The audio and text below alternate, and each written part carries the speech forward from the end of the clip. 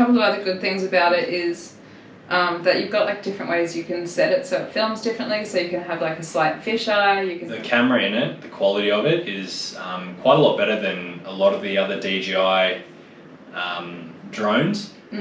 It, like in a comparable price range, and also for the size of it, it's got a really, really strong camera. What did you find?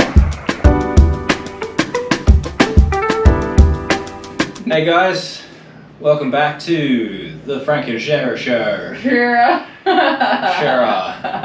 It's your boy Frank. And me, Sarah. That's her. So this is week 16, moving to Thailand podcast. Yay. By Frank and Sarah. 16 weeks of this. Let's go. At least. Yeah. At minimum. So yeah. What have we got for them this week, Sarah?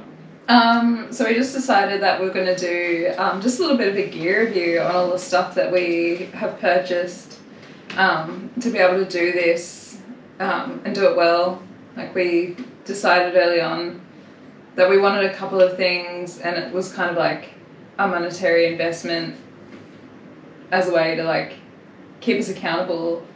Yeah, it was definitely an investment. It definitely wasn't just frivolous spending. Yeah. It was a concentrated, like actual investment, because this was going to help us to, do better. Yeah, create content while we're overseas. Yeah. So yeah, the first thing that I've got down on the list is our GoPro, which is the latest one, which is a GoPro Hero 11 Black. It's a creators pack. We got it, I think we mentioned before, but we got it for 1,100 Aussie dollars. Yep. And the creators pack includes the gimbal. I think that's an actual like GoPro name for the gimbal that we'll have to look up. Yeah. But I'm not sure what it is off the top of my head. A mic enhancer. It's got a light which has multiple different settings, and it's really bright. It is. And if you accidentally put it on the wrong setting, you end up having a disco. And you got the fumes at you. Yeah, it's good fun. But so far I've found that it's pretty good. Like we've only used it for podcasting, so we haven't actually tested it out in the field. But it's really easy to set up. I set up the app on my phone, so it's easy to just transfer things directly from the GoPro to my phone if they're not too big and I'm not out of storage. Classic. Yeah. But yeah, it can be like a little bit fiddly to set up when you first get it, but as soon as you get used to like screwing it into the gimbal and then adding on all the little creators pack bits and pieces, it takes me like 2 minutes to get it set up. And I found that watching YouTube videos on like how to get it set up and how to use it was really helpful as well. So yeah, there's that. It's also, it does, the battery, I'm not too sure if it overheats, I think, sometimes. Yeah. Which it could be because the lights on it, and it's also just being used for like, near an hour at a time. So I'm not sure if that's something that can be fixed or if that's just a classic GoPro problem. Yeah. But we have noticed that if we're doing like a longer podcast, filming it, then sometimes we'll run into that issue. Yeah, it just automatically shuts down and says it's overheated. But I imagine when we're actually out using it, like we're going to be turning it off and on. I don't think we're just going to be having it running for like an hour solid. So yeah, I feel like it's not really going to be a huge issue. No, I don't think it is, but it's just something that we've noticed with it. We got to put the pros and the cons in there. So I thought that I'd just mention that, because if you're going to use it for a camera like we're using it at the moment, just bear in mind that it can overheat, and it seems the battery can jump down quite a bit. So I think definitely getting a backup battery would be a very good shout for us and for anyone who's looking to use it over a day. Then that would be probably a good idea. And also probably we'll look into getting one of those tripods that have the wrappable arms on them. so then we can, you know, attach it to whatever, so we don't have to rely on like a flat ground, and also you can put it on like a slanted ground, and because the arms bend, then you can adjust it so it's going to be sitting nice and pretty and pretty straight as well, so you don't have to worry about this gimbal. Is just like, it needs a flat ground to work. Yeah, so we can put pictures of what we're talking about up on the screen.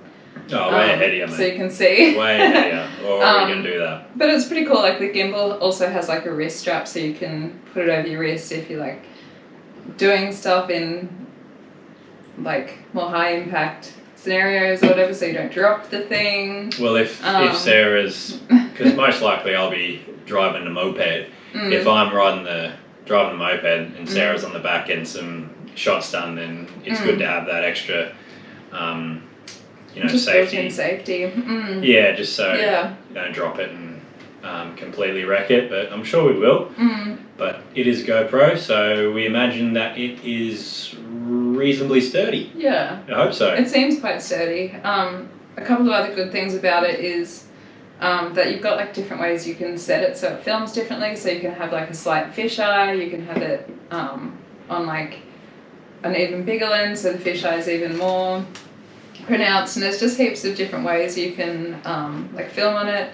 It films horizontally and vertically, which is really cool, I thought. Yeah, good for shorts. Yeah, for sure. If you're a creator, like a content creator on YouTube or even Instagram or whatever, if you want to do vertical filming, you can do that as well with the settings, so you don't have to, you know, hold it sideways or whatever. So that's really good. Yeah.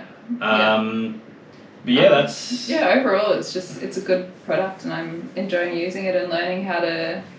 Yeah, so far so good. Yeah. It seems like a good investment, something that's a bit more versatile than just a regular camera, especially for when we're going to be out and about, you know, in nature and near the water as well. We can kind of have a bit of peace of mind that we don't drop it, and you know, camera's done. So yeah, it's waterproof.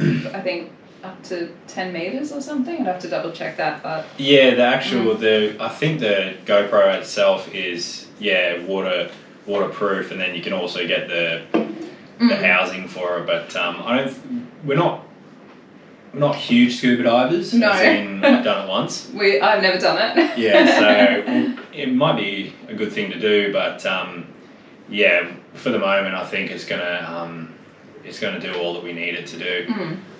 So if we need to, we can purchase it, because there's plenty of add-ons for GoPro. If you have a look at the website, I'll put it up on the screen as well, just how many different things you can get. But you know, for the moment, I think it's gonna do us just fine. Yeah, it's a good shout. Good shout.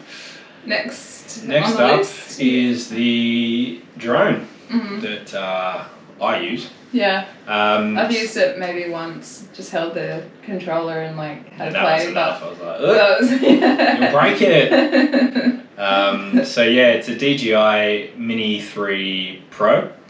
I got it from JB, and it's listed now for 1,257 Australian dollars. I'm not sure, I can't really remember what we bought it for. I think it was around that price.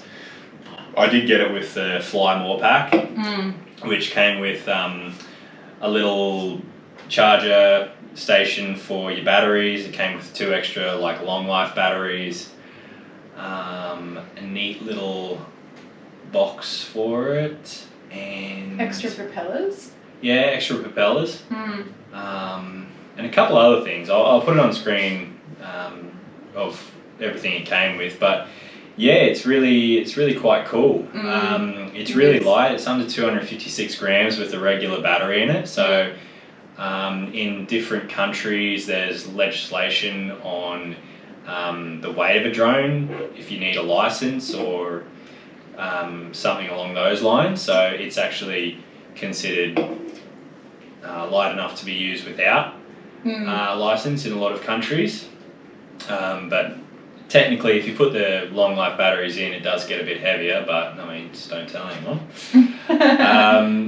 But yeah, it's really cool. It comes with the the controller with the screen on it, that you can see exactly what you're filming and where you are, and that's really cool.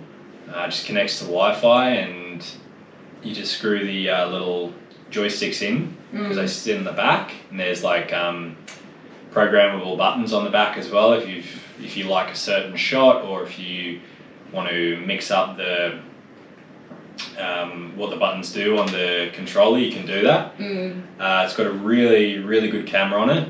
I think it can film, I think it's like, it definitely does 4K. I'm not sure if it does more than, but the camera in it, the quality of it is quite a lot better than a lot of the other DJI drones. It's like in a comparable price range, and also for the size of it, it's got a really strong camera. So I've got some really great shots that I put on drone on, and it's all on my other channel, and also that we use in some of the vlogs that we do. So it's a really handy tool to be able to get some really cool shots, and just to get a perspective of where we are and what we're doing. Yeah. And you know, who doesn't love drone shots? Yeah, it freaks me out sometimes because like you'll be playing with it and like you can't even see where it is because it's so high up and it's so far away, and like it's got its like built-in sensors and stuff, so when the battery's running low it automatically comes home, and it's got like crash detectors as well, so if it's getting near something it'll stop itself. Automatically will stop itself. I think it's which is also kind of a cool feature, I reckon. Yeah, it's good, especially for newbies to operating drones. It's really quite easy. I mean, one joystick goes up and down, one goes side to side, and then you can just navigate using that. So it's really quite easy to use. Yeah. It does have. So the issues that I encountered were the range on it. I can't recall, I put it up on the screen what the actual range that they say it is able to do, like as in how far away it can go from you. They don't mention that if you're in a quite a built up area, it can really reduce the range, but also things just like if you're flying over trees and things that aren't like not huge cityscapes, like a bunch of buildings, just some pretty basic things, not a lot of you know, things that you'd really think would actually hinder the range so much. It does seem to struggle at times, so that's something you've got to bear in mind. You'll see that you'll see on the screen that it really cuts out like the signal back from the drone, from the camera is it'll start cutting out. So and there's also a little thing, just like something you find on a phone to signal, to show how much signal you have, how many bars you have. It's got something like that to show what the signal is like on the drone to where you are. But yeah, that's something that was a bit disappointing, because it's nice to be able to, you know, get a shot that goes for a long time, or be able to throw it up and not have to get too close to said thing you want to film. But I mean, it's for such a small device, it does a really good job anyway. But that's just something to bear in mind, that what's listed on the site as in regards to range is definitely not the case for most times. Yeah. For most occasions. So yeah, something to bear in mind. But overall, I think it's a really good product. It's so small. It's tiny. Yeah, it's really easy to carry around. It just has like a little bag that you can fit everything into. You just put it over your shoulder, and it's just like a small bag, like that by that. One thing to mention is, if you are wanting to travel and you have one of these drones, you have to bring it in carry-on luggage. They won't let you, because of the batteries, they're lithium. They won't let you put it in checked baggage because the pressure in the cabin and stuff. So that's one thing to think about if you are going to have a drone and like be bringing it with you. It's mainly just to do with the fact that if there's a fire on the plane, they can get to it immediately. But if it's in the baggage compartment in the bottom of the plane, they can't get to it as near as quickly. And obviously, you don't want to fly on a plane. Exactly. You want to get to it like ASAP. So that's why you need to carry it. You need to have it as carry-on, but it's so small, and usually when you're traveling, you can have like your backpack and then your laptop. Something else, yeah. Yeah, and if you've got that drone as well, unless they're a real arsehole, then you're going to be pretty fine to take that as well. Because, I mean, a girl can take a purse. Why can't I take a drone? Pretty much. I mean... another thing to mention about it too is if you're wanting to put the drone up and there's an airport in the same kind of area, you do have to go online and like register your drone so that you can fly in no-fly zones, and then sometimes they're just completely no-fly, so you can't even you need to do your research. It'll come up, you can just look on the map and you can look up anywhere in the world.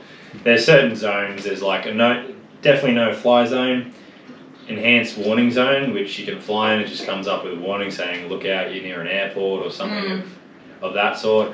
And then there's also ones where it's restricted, where you can fly but you need permission, so you need to just usually get a 24-hour window. And it's really simple, you just got to go online, send an email just with your drone device number, your name, which you can just set up easily on the DJI website. But once you've done that, within half an hour, usually, every time I've applied for permission to fly, it's always been approved. So that's really good and quite easy to do. But if you just got to do your research and just see where you're going. And also different countries have different laws for operating drones. So you need to definitely check those out, because you don't want to be trying to throw up a drone, if we're in Thailand. I know there's certain hoops you need to jump through, so I don't be doing that. Police come up and I'll go, and they're like, you got to pay a fine. I'm like, sheesh. Yeah. So a little research, digging, can save you a lot of headache. Yeah. But that goes save you a lot of frustration as well. Yeah. When you're wanting to put your drone up and you can't because there's no fly zones and stuff if you haven't looked at it prior. So that can be a little bit of an issue, but it's not big enough to kind of deter us from having the drone.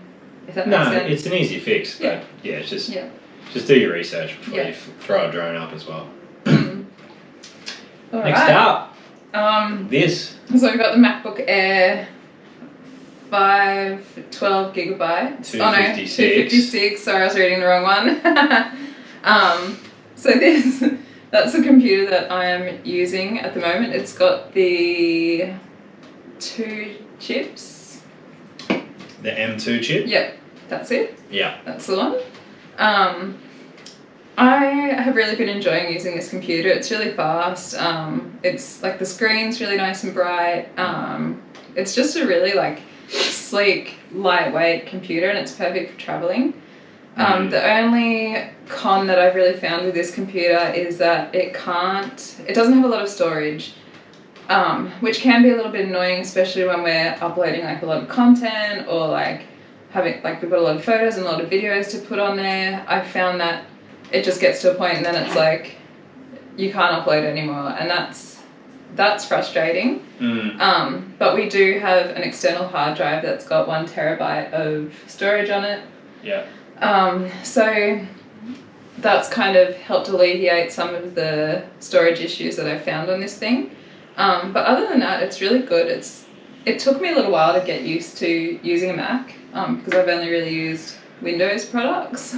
And it's taken me a little while to get used to like how small the keyboard is and stuff, because I'm kind of like, I have a desk job. I'm used to using a bigger desktop computer. And then I'd say another little issue that I had was the trackpad, like the mouse pad on the actual surface of the laptop is quite frustrating to use. Like you can't really double click. It's just very like touchy. The touchpad's touchy. Yeah. I'm sure that like there's people out there that enjoy using it, but it just wasn't something that I was enjoying. So I had to get this little Bluetooth mouse add-on for it, so that I can use it more like a computer. Because yeah, the touchpad's just super frustrating, especially when it comes to editing videos and stuff. You want those more precise clicks, and you just can't do that with the touchpad. So yeah, that's pretty much that. I am definitely really enjoying it. Once I got used to the Mac interface, it was just a lot more. It's just really easy and user friendly. So yeah, it is, liking isn't it? Yeah. I do like to have, I go through my stuff pretty regularly and move things to the hard drive or just delete things that I'm not using anymore. And I like to have my computer nice and clean so that there's always just a fresh slate there, if that makes sense. Yeah. I've got nothing on my desktop, just everything's nice and organised. Yeah. Yeah. So I've got the MacBook Pro, the 512. I think it was 2021. So I know that there was a newer one with the M2 chip in it that came out, but I did see, we did some research and looked at the reviews, and yeah, apparently it wasn't, a lot of people weren't very happy with it in comparison to the previous year's one. So I went with this one. It was about 2,700 Australian. We got it, I think, Black Friday sales. Yeah, I think we did. Online, so yeah, we got a bit of a discount. You don't get a huge discount usually with Apple products, but we still managed to get one, so that was all good. With this one, yeah, storage, I mean, it's got double the storage that Sarah's has got. It can be an issue at times, but it's just all about just being mindful and just trying to be organised. I'm not as organised on mine as Sarah is, but I mean, I've got a bit more room to play with, so it's not as much of a necessity as Sarah's, but it's definitely nice to have that added memory in there as well, just for the speed of the computer for when I'm doing other tasks, because once when you get closer to your storage, it slows down and it'll affect your editing and just the overall performance of the computer.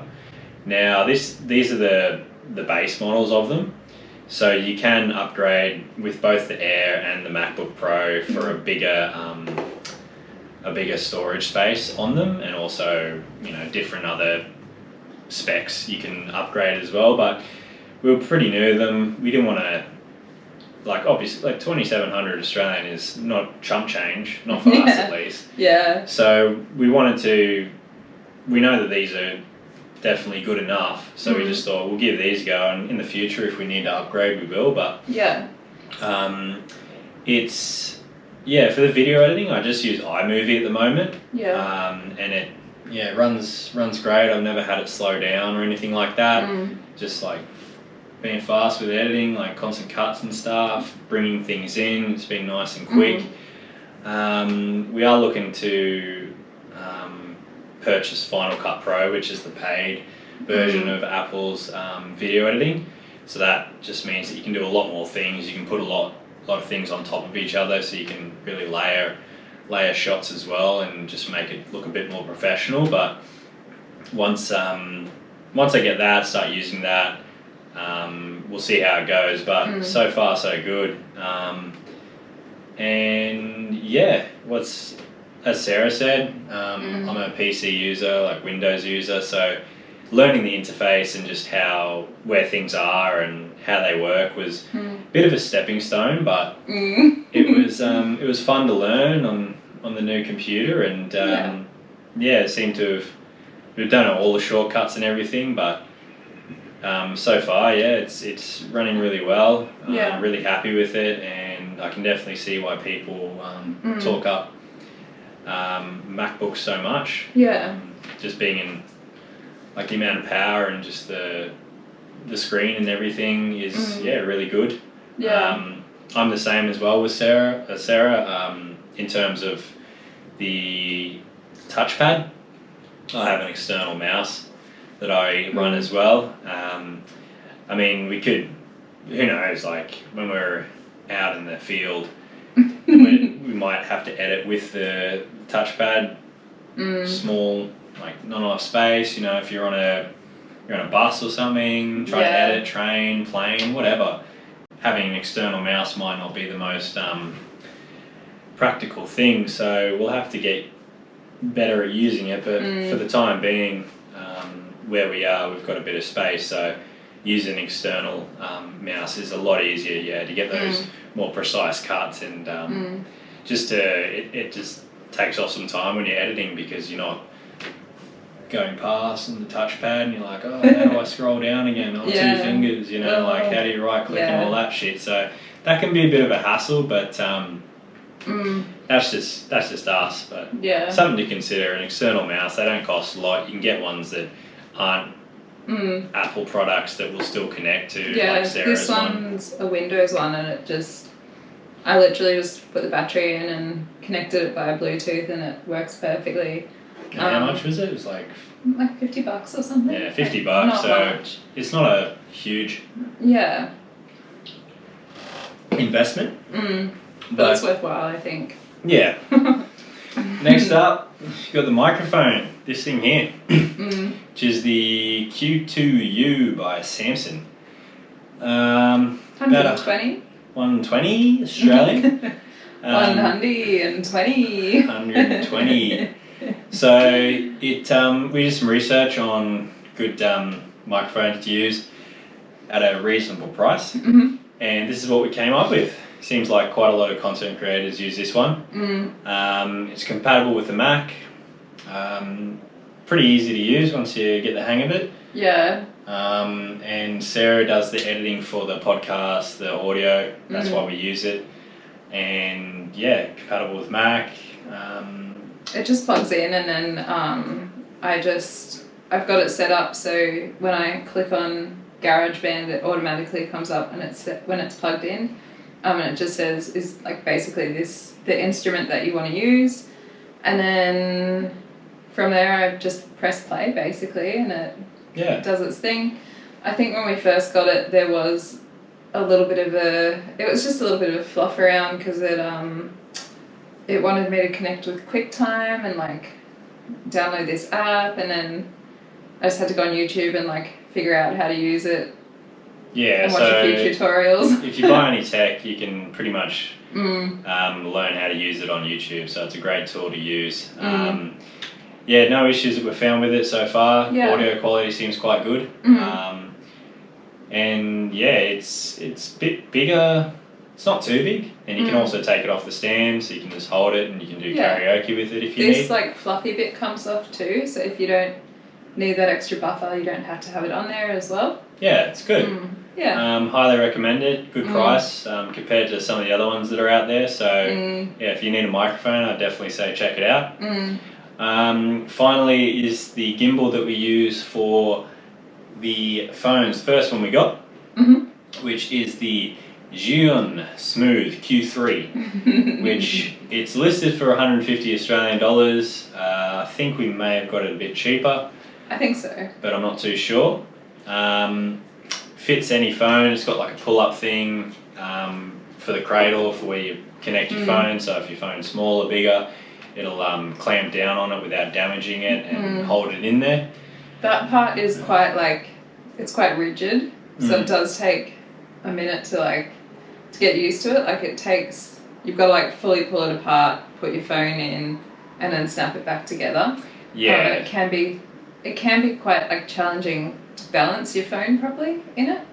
If you don't. Yeah, at the start, definitely some. It's well because it's like a piece of tech, and you feel like you're going a bit too hard on it. So you just got to bear in mind that it can take. You're pulling it, and you're not pulling too hard. If you pull it and it comes out, that's fine. Just don't be too scared of it. But always when you get a new piece of tech, brand new, you don't want to be going wow, throwing it around and breaking the shit out of it. But I have issues with connecting my iPhone to the gimbal. For whatever reason, the Bluetooth doesn't like connecting from my phone to that gimbal, so it can be a little bit annoying because we'll be filming something and then the Bluetooth will disconnect and then it'll go floppy, which is really because if you've used a gimbal before, it's supposed to hold your phone in place, and it's just we're in the middle of filming something and all of a sudden it's just beep, and it it just goes on the side and corrects itself. So that can be an issue. I've got an iPhone XS Max, so it's a kind of older phone than yours. Yeah, I got an iPhone 12. It's lightweight. It's got 3 legs at the bottom, so you can put it on the ground, on whatever, and obviously it has to be a flat surface, but works well. You can disconnect the legs too if you just want to use it as like... Yeah, you can. It's ergonomic to hold, it feels good in your hand. Ergonomic, let's go. It's quite light as well, so Yeah. that's really good. You definitely don't get too sore holding it up, walking around like a dingus. Here we are, and your mum. Yeah. But yeah, it's for only 120. I think we paid about 120. So it was on the cheaper side, but we did do some research and look at the reviews, and it came up pretty good. Yeah. So we're quite happy with it. Yeah. It's always good to have a second gimbal, so we can both be holding one on the GoPro, one on the gimbal. With a phone, having 2 cameras, so you can, if one's not capturing something, the other can be. But it's got different modes too, so if you put it in like a certain mode, it'll like just track exactly where you're going. If you put it in like a different mode, it'll like fixate to one thing. Yeah, you can. Like it's got different. A few different modes on it, which we haven't fully mastered, but we're using it quite basically, I guess. But yeah, there's tons of things to learn on it. It's got QR codes that you can scan on your phone that'll just bring up guides and stuff. So that's a pretty neat feature, I think, having it on the actual device. So you don't have to look it up online. You can just go straight in there and find it. I definitely recommend it if you need like a cheaper gimbal for your phone. It can fit cameras in there, but I think mostly it's for phones. But yeah, so far so good. Definitely recommend it. On the cheaper side, and does the job. And that's all you really need, I guess, until you start getting into some really advanced shit. But well, that's what we started with, because we were like, we don't want to just buy everything and then decide that the YouTube thing's not for us. So we were like, we'll just use a gimbal and the phone to get started, and then when we kind of realize that like this is what we want to do, that's when we upgraded to GoPro. So that's about it for the tech side of things. Hopefully you found that informative, enjoyable, and you've learned a little bit. And, we're definitely no way tech nerds. Like all of this stuff is very new to us, so it's good to like just have it so we can play with it and learn as we go. Don't have to spend too much money. You got to spend a bit of money, but there are cheaper options out there, and that's kind of mostly what we've gone with. There's things that we can upgrade in time if we feel we need to, or just if we want to. But hopefully you've enjoyed, guys. Like and subscribe. And if you have any comments, and any feedback or any thoughts on the equipment we use, or any tips that we can implement, then we'd really like to hear it from you guys. But other than that, I think that's about it. So we'll see you next time, week 17. Bye. See ya. What did you find?